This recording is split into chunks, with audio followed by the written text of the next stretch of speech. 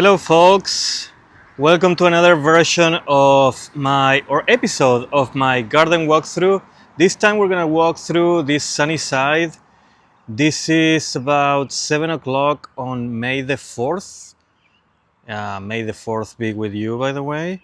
And here's my little dog. She's the poor thing. She's 19. Say hi to her. She's Una.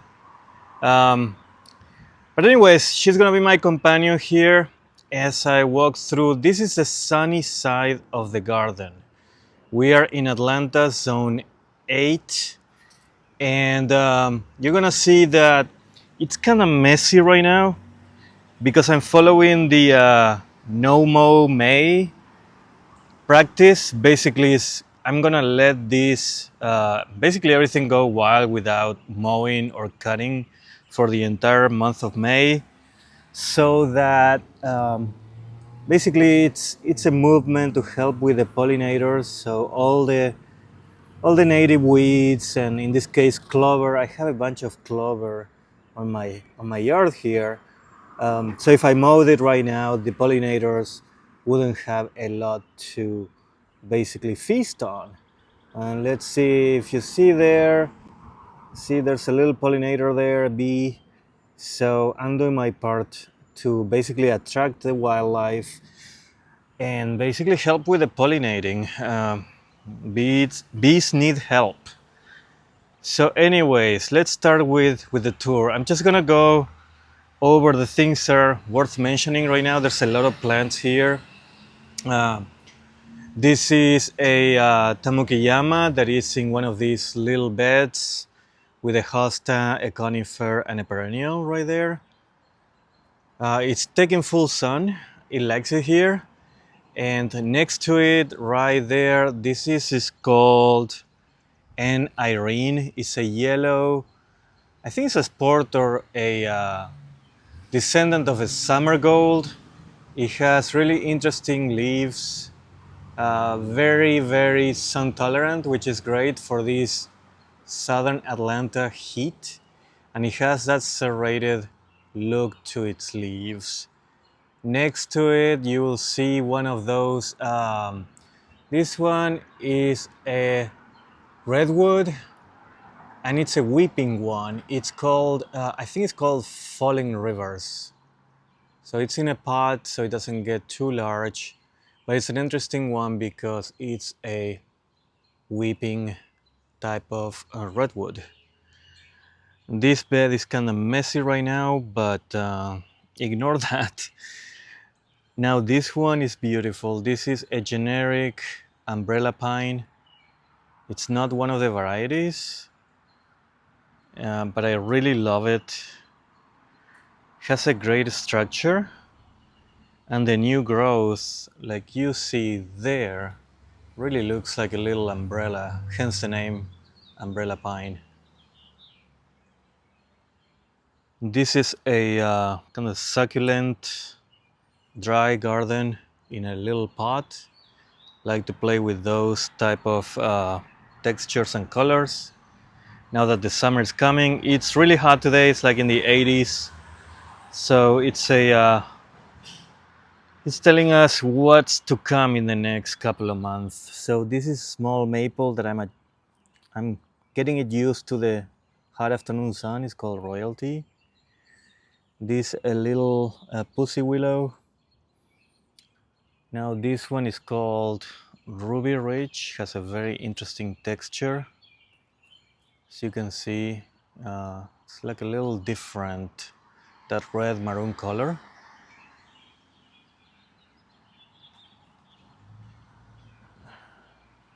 This one is a cornus or a dogwood called Satomi. Very small, so it hasn't bloomed yet. More succulents. These are gonna go in this pot. Moving on. This one is like my favorite red, actually. Unfortunately, it's super small right now, but it's called Hino Tsukasa. I mean, the leaf is perfect. Actually, I don't know if it's my favorite. Maybe my favorite is Umegae, but this one is just really, really pretty. And it takes sun like a champ. So Hinotsukasa. This one is a small conifer called Sapphire Nymph. The color is very, very nice, especially next to that red, and you got this kind of like bluish ice type of color of the new growth in the needles. It's wonderful. Right behind it, this is Benishi N, very heat tolerant as well. I don't have a lot of maples here on this side, but I do have a few. The reason being is that, here in the south in Atlanta, this is the west side of the house and it gets a lot of sun. So there's a fine balance between burning a maple and getting it used to the heat. This is a rose. I don't have a lot of roses. I have a couple of them. Not super into roses, but they're really beautiful. This one is kind of like a tree-shaped rose that I found last year. It has this yellow bloom. There's another rose all the way there. I don't know if you can see it. Behind all this crocosmia is growing wild. There's a lot of perennials on this side that are yet to bloom. I'm gonna make another video when things are blooming. But there's a bloom here. This one is a yarrow or achillea. Really pretty, flat top. I'm kinda raising it up because it was falling, so I have support for it. And this one is a very interesting hydrangea. It's a hydrangea with yellow leaves. This is called Little Honey. You see there's some burn on the leaves, but it's pretty tough, so it's sun tolerant, unlike a lot of the other hydrangeas. Now this one is a dwarf blueberry bush. I think it's called Rose's Blush. I apologize for the traffic. I live right next to a road here. I'm testing this out here in the sun. You see it's in a pot within a pot, just to see how it does. I'm gonna leave it for like a week or so to see if it gets any burn. This is a burgundy lime. I just wanted to get more maples accustomed to this side. Behind it, it's a milkweed. It's about ready to bloom right there. Again, this is a plant that is a host for monarch butterflies. So I have several of them. And again, I'm trying to do my thing or my part for butterflies and pollinators. Last year, I actually saw a cocoon that was there, and then from one day to the next, the cocoon just opened, and I could see that the butterfly was made or was born. This is the first coneflower that I see popping up in the garden. Very cool. This one is another maple that I'm trying to acclimate to the sun. It's Beniotake. This one is a lilac called Bloomerang. The blooms are spent right now. It's hard to get a lilac in the south, but this one is pretty tolerant, it seems, and I got a few blooms, and they were very, very, very fragrant. This one is an interesting one. It's a 7-flower sun, something like that. I can't remember exactly the variety or the species, but I'm trying to shape it up to, instead of a bush, to be a little tree. If you look it up, 7 sunflower, 7-flower sun, something like that. Very interesting plant. This one is a lavender. Really love the new growth. Let's see what we got here. And this is a green arrow. So it's kind of shaded right now, but it's supposed to go up and narrow against the house, which is going to be interesting. There's a hose. This one is the most interesting non-maple tree that I might have. or one of them. It's a buckeye. I don't know if you can tell the shape of the leaves, but I've never seen anything like it. Let me put my hand there so you can see what it looks like. It's really something different. It's called, it's Aesculus uh, lacen- lacetia or something like that. Laciniata. So I found it by chance in an open house from Mr.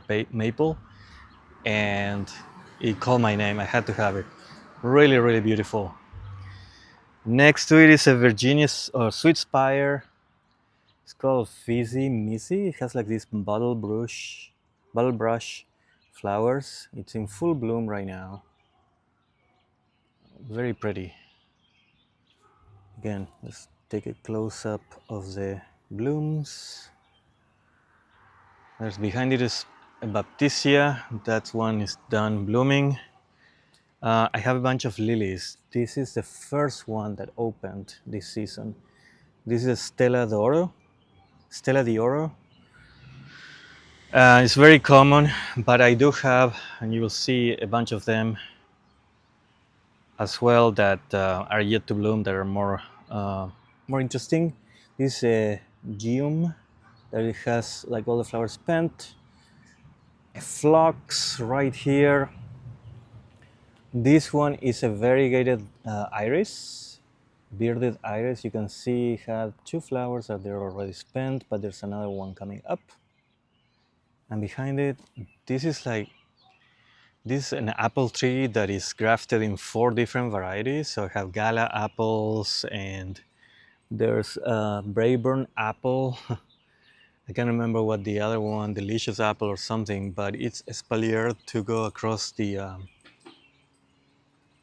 go basically parallel to the house. And the exciting part is that I'm already seeing some apples. So it's grafted in 3 or 4 different varieties. You can see there's more there as well. Yeah, this is a very interesting thing to have some fruits and apples of different kind all in the same tree.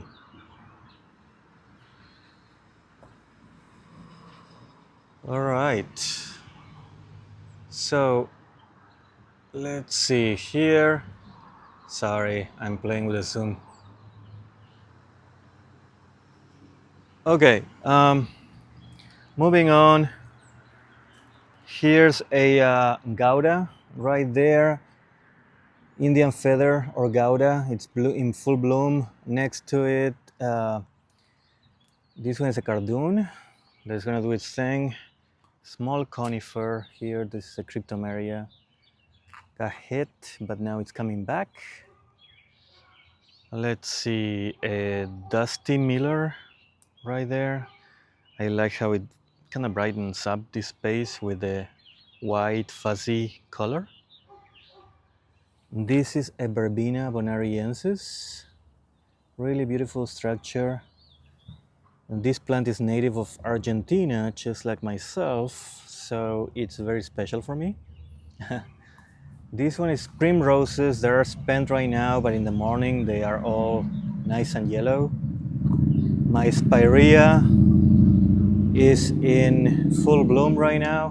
Beautiful flowers against these kind of chartreuse color leaves. Believe this is a beer tongue or a salvia. Not quite sure. I'm not a specialist in perennials, but this is a maple, and that's my specialty. This is a Rhode Island red. It's going to be a little kind of like sphere, or kind of like a bush that is going to be all circular by itself. It doesn't grow very high. Next to it is a butterfly bush.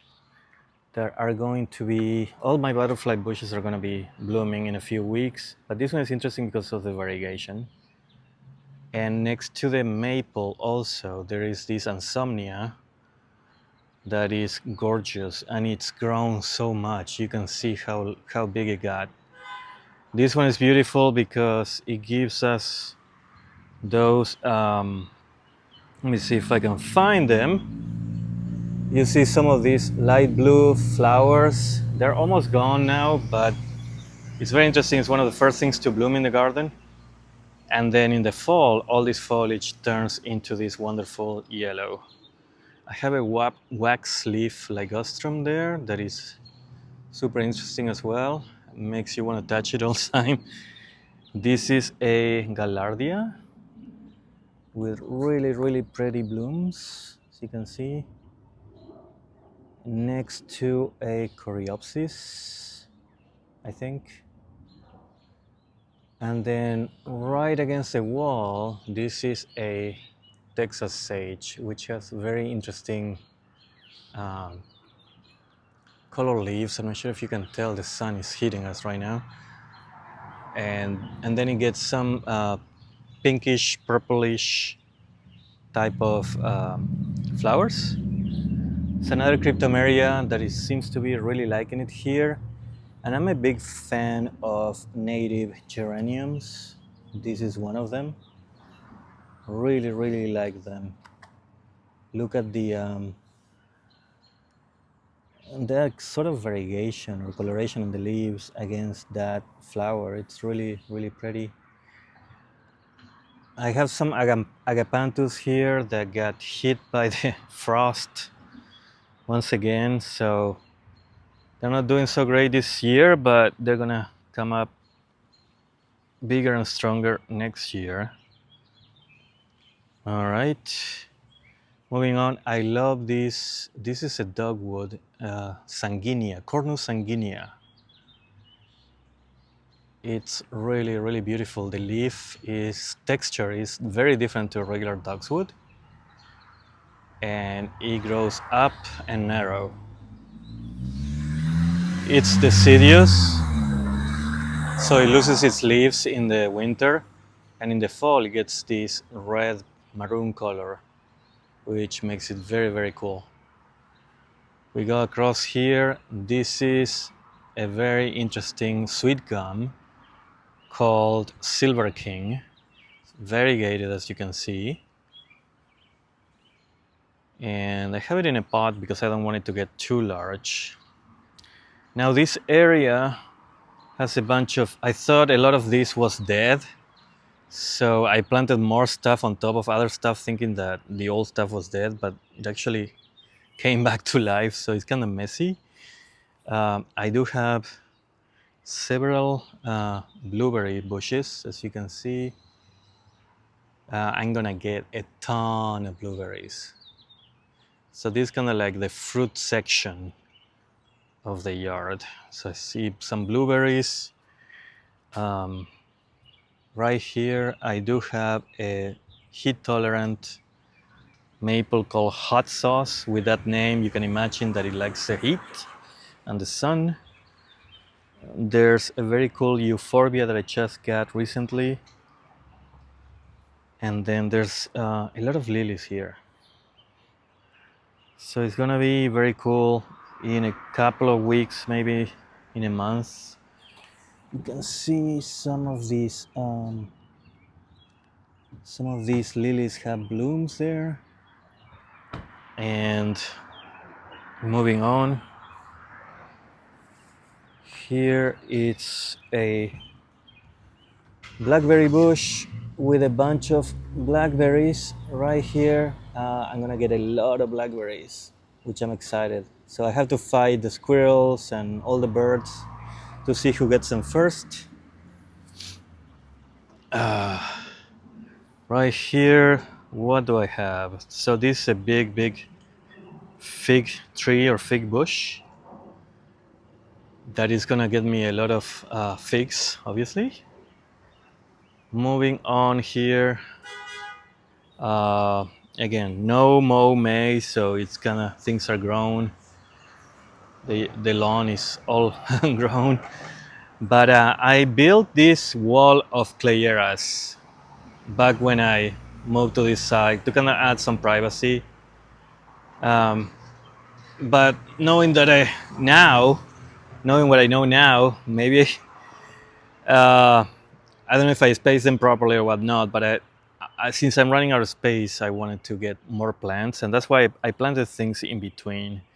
This a sugar maple called Monumentale or Monumental, that it's just gonna be this wide, and it's just gonna keep growing tall and tall and tall. Uh, yeah, very cool. That's why it's in this narrow space. This one is a redbud called Flamethrower. You can see that Flamethrower makes sense. And there's my neighborhood. So, like, I get this, and then so yeah, it's always fun living here in town. You know, you get all those characters. But anyways, Flamethrower, Redbud. Look at the color of that plant. The heart-shaped leaves and the gradient going from sort of like an orange to a red. I'm staking it up because I wanted to not droop so much. I wanted to go up. But this is a fantastic tree. One of my favorite. I have 4 red buds, and this is one of my favorites. Well, moving on. That little guy there, it's a new. This is one of the latest maples that I got. I got it at the Master Gardener show. This one is a variety discovered here in Georgia, and I actually purchased it from the person that introduced it. It's called Sunny Disposition. And it's a weeping green maple that, given the name, it likes the sun. So I'm testing it out, getting the hot afternoon sun, and so far it seems like it's doing okay. So we'll see how it fares. Right here, I do have a interesting eucalyptus. I always wanted to have an eucalyptus, but I know they're not super hardy. But I'm trying this out. It got some frostbite during the winter, but it's coming back. I really like the circular shape of the leaves. It's called silver coin.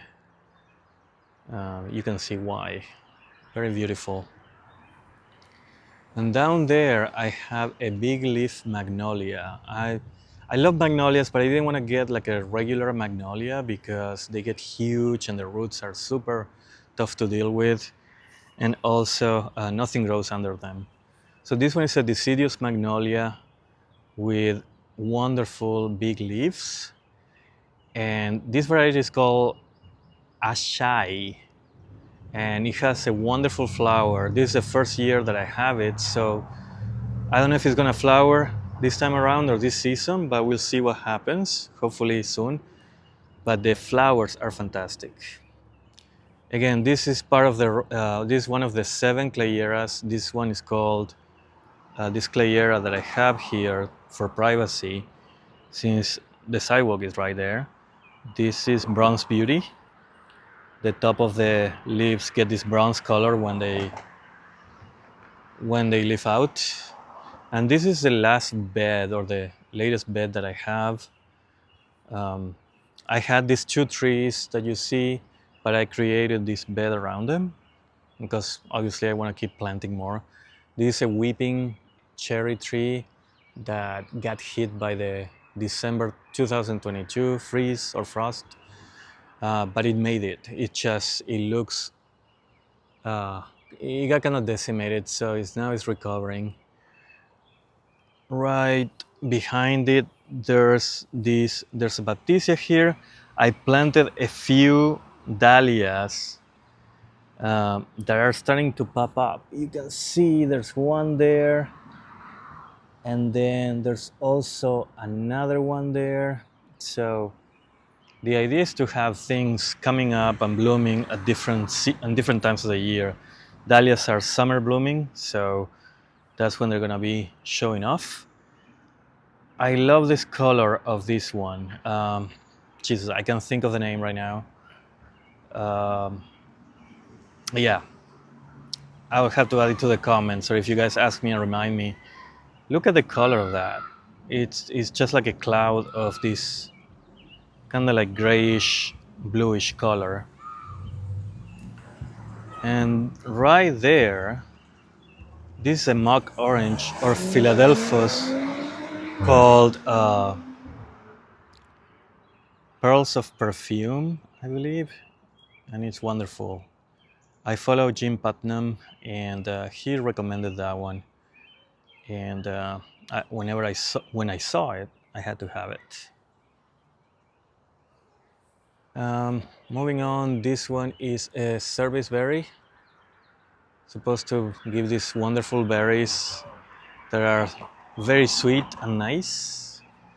Um, this one is another redbud. This one is called the Rising Sun, and it's similar to the flamethrower, but instead of having the orange to red, it has this yellow to green gradients. This one is quite large already, and I just love how the sun reflects it and the shadows on the house, and I have a little spotlight pointing at it, so I get these shadow effects at night, which I kind of like. Uh, Moving on, this one is a Pinus parviflora blulu. Love this little guy, so at least we're gonna have him when everything goes to bed or to sleep in the winter. Can't remember the name of this perennial. And then that one is and I can't remember either. I apologize. I'm a maple guy. That's my excuse. You can see all of the flowers that the bees are loving right now from not mowing. This is all clover blooms. And again, there's one bee right there enjoying what nature gives her. Okay, this one is a maple called Mystic Jewel. They say it's an oliveranium, so it takes full sun. That's why it's here. And when it first leafed out, it had this purple hue, which was very unique. It's pretty interesting, the shape of the leaves. All right, I need to pick it up. It's almost 30 minutes. This is a Persian. It's Parrotia persica called Vanessa. It's very small right now, but it's gonna grow columnar and narrow and tall. Moving on to this final bed. This one is another Japanese maple called Hub's Red Willow. Linear type of leaves. I had it in the sun for like 3 years now, and we can tell it's doing all right. And I love how you can see when the sun hits it. It's really beautiful. Got a couple of conifers here, and this one is a coreopsis called Zagreb, which is kind of taking over. It's about to bloom. It's going to be a festival of yellow flowers. This one is a butterfly bush. I like it because it's yellow. Another conifer here to get some structure next to a purple weigela. More coreopsis that now are in bloom. This one is a French tree called Tokyo Tower. The idea is for it to go up, up, and up. Let's see what else is out here. This is a spirea called Double Play Candy Corn. Really beautiful. Next to this beard tongue that is getting ready to bloom. And then this one is an osmanthus called Party Lights. The new growth was pink like a few days ago. and that's the reason why it's called party lights. It was like a Christmas tree all lit up. There's a Weigela, variegated Weigela right there with some blooms. And then I have this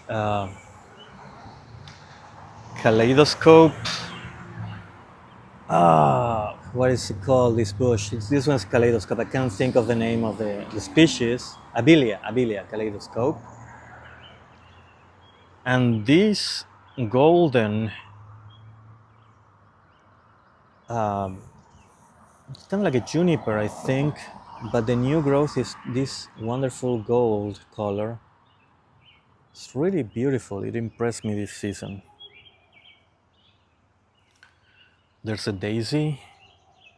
It's blooming. This is one is called Anna's ball or something like that. And I have a hosta here. This is the only hosta that I have on this sunny side, but it's protected from the sun by this huge Tamukeyama Japanese maple lace leaf. Really beautiful. And you can see the red next to the gray owl juniper. Right now we lost the sun, but it's this wonderful red and blue combination. And to its right, I have this Siryu, which is supposedly is the only Japanese maple, green Japanese maple, that has a lace leaf that is upright. And got it as a 1 gallon, and now you can see it's grown. It's almost a tree now. So moving on here, I have lamb's ears, a variety of lamb's ears. I don't remember what this is, but it's a very interesting evergreen. This is a candy tuft along with another very interesting evergreen that I have no idea what it is. There's a Peruvian lily that is trying to come back. These are beautiful, but let's see if it comes back. Bigger than last year. And this is another beard tongue that in this case is in full bloom. All right, I have another Abelia here, beautiful Abelia. It's called lemon lime Abelia. And Andina here. I think it's called Sunstream. And then this guy here, or this girl, is called Hot Blonde, this variety of Japanese maple.